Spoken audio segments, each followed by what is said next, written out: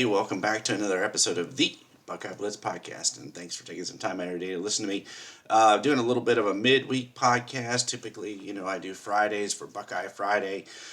Not going to be able to do one tomorrow, so I thought I'd join today and just give you guys a quick rundown of what I thought about Michigan State and looking ahead to Minnesota, and of course all of the ongoing stuff with Michigan.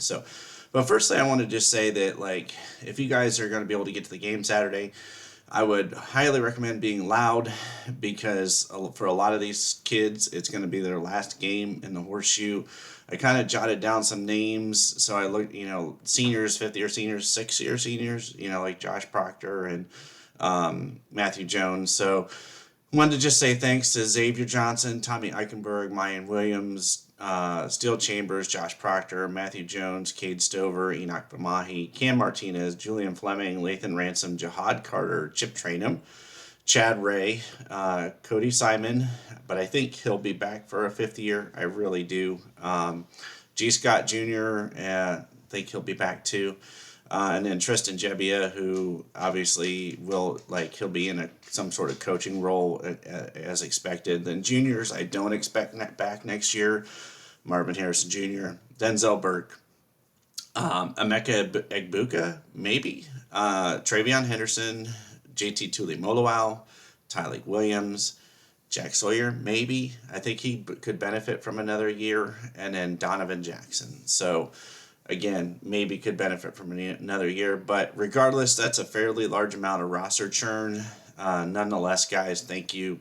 If you're going to the game, be loud, be proud, cheer these guys on.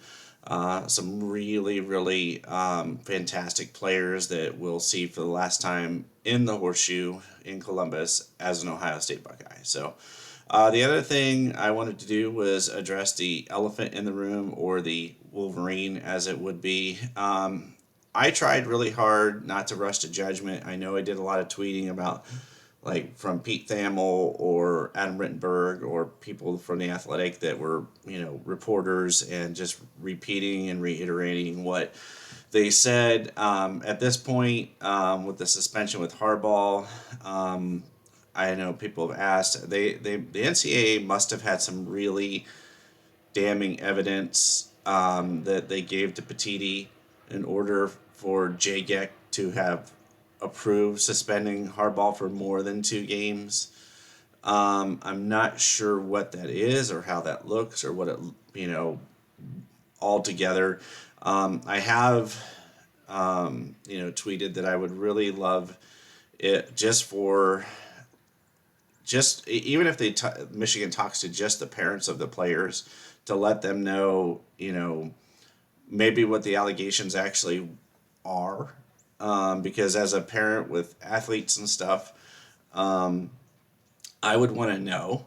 And maybe Michigan's stance is that, hey, we expect Jim to be back next year. We're going to defend our guy, or whatever. Maybe they feel like things are circumstantial. But my thing is that if you look at Jim Tressel, even if Connor Stallions is just this one person, it's still lack of institutional control. And then you add in whatever was going on with Weiss.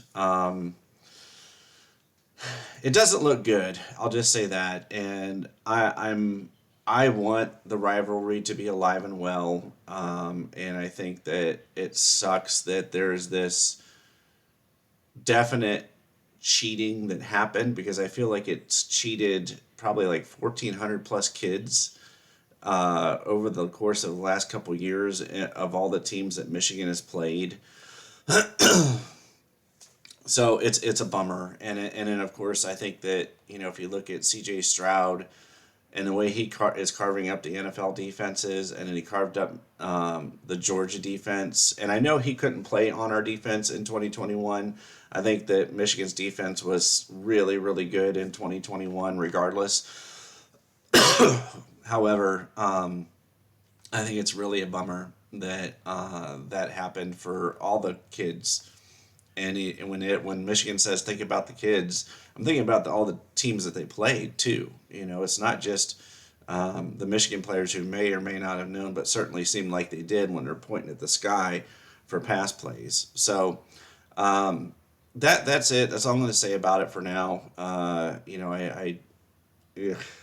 it's just a rough situation. I think that I don't think Michigan will get the death penalty, but I do think that there are some really really big sanctions coming for Michigan very soon.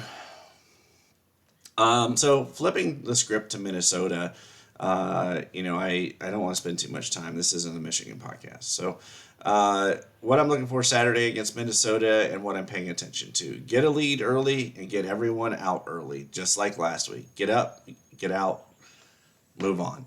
On offense, I'd like to see McCord look just like he did last week. Maybe we can't ask that from him, but I think we should be able to ask that from him so that he's consistent every week.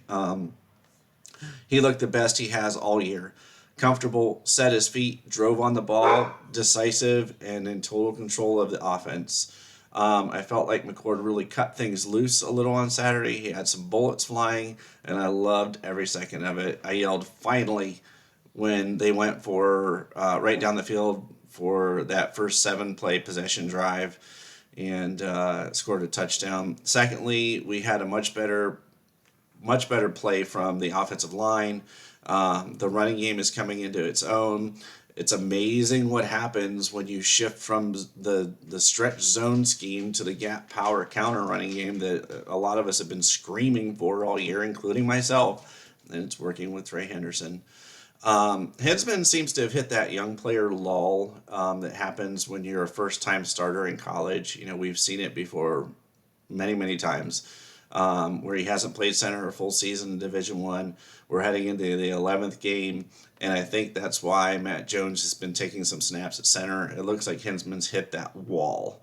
Not that he can't push past it, but it seems to be what's going on. I was watching him last game, and it might have been his worst game as a starter as a Buckeye. He blocked the wrong guy. He let the wrong guy through. He jumped off a block too soon to get to the second level. So we'll see what happens. You can nitpick anybody, but it definitely looks like he's hit that wall, and I think he's a great kid. I think he's got a bright future. I'm not picking on him. I'm just saying, running backs, wide receivers, linemen, it doesn't matter, defensive linemen, those young guys, they can hit that wall, and it seems to be that's where Hinsman is. On a side note, Josh Simmons is playing really, really well. So knock on wood, that continues. I do think you'll see a lot of Xavier Johnson this week, G. Scott, Carnell Tate, probably Noah Rogers later in the game, Brandon Ennis later in the game, if things go to plan. I wouldn't be shocked. I'd love to see more Jaden Ballard this week just because he's a true junior. So that remains to be seen what they'll do with him next year. It wouldn't surprise me if he's playing in a slot next year, but with Brandon Ennis right on his heels, hard to say.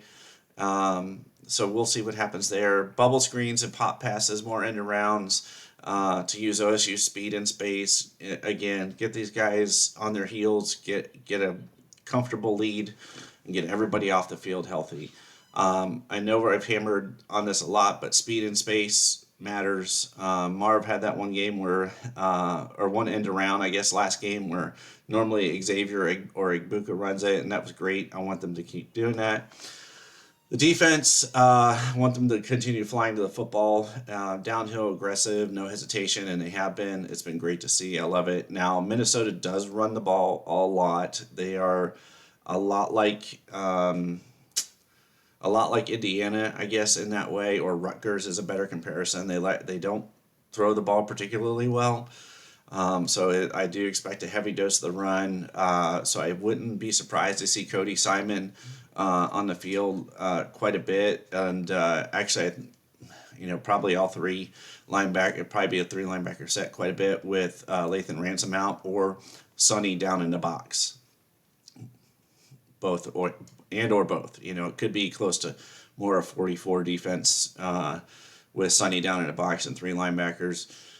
We'll see. It might be a single high safety if Proctor's back because he can play that center field. And I think that overall, I really like what the defense has done. I hope they continue to play well. I think they just need to get everybody healthy. I know people are asking about Mike Hall. People have like sent me DMs on Twitter about Mike Hall. Don't really know. He got rolled up on, is what I know, and that last night in Ryan Day's presser in his lightning round, he said that he expected to have his full complement of people minus the people that are out for the year. So Lathan Ransom, Mayan Williams were two that were mentioned for the Michigan game. So take from that what you will.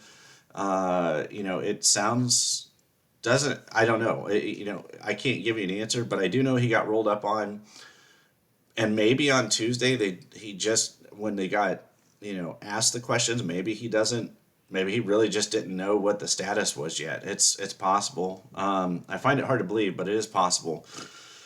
So all that to say, I'm really, really, really excited for the next couple weeks. I can't wait to watch Saturday. Like I said, if you're going to be there, if you happen to be in the Huntington Club, come by and say hi to me. If you follow me, I'll say hi.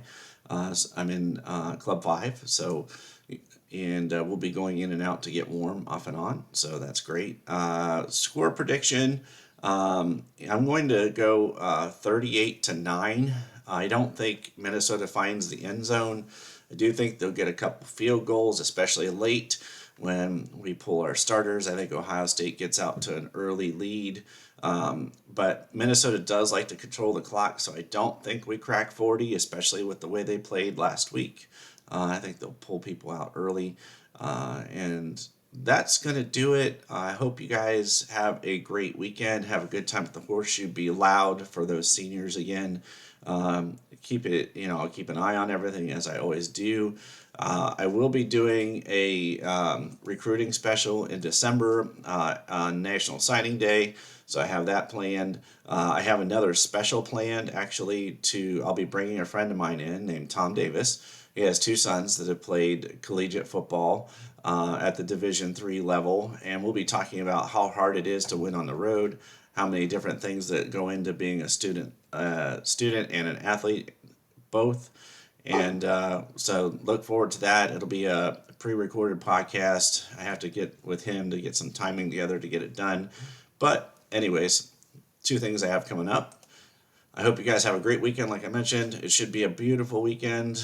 Stick around, enjoy some football, stay late into the game. I know it might be chilly after about 5:30, so 6 o'clock, which it always is at those 4 o'clock games. Stay safe out there, regardless of what you do for the game. I'll see you, and as always, go Bucks.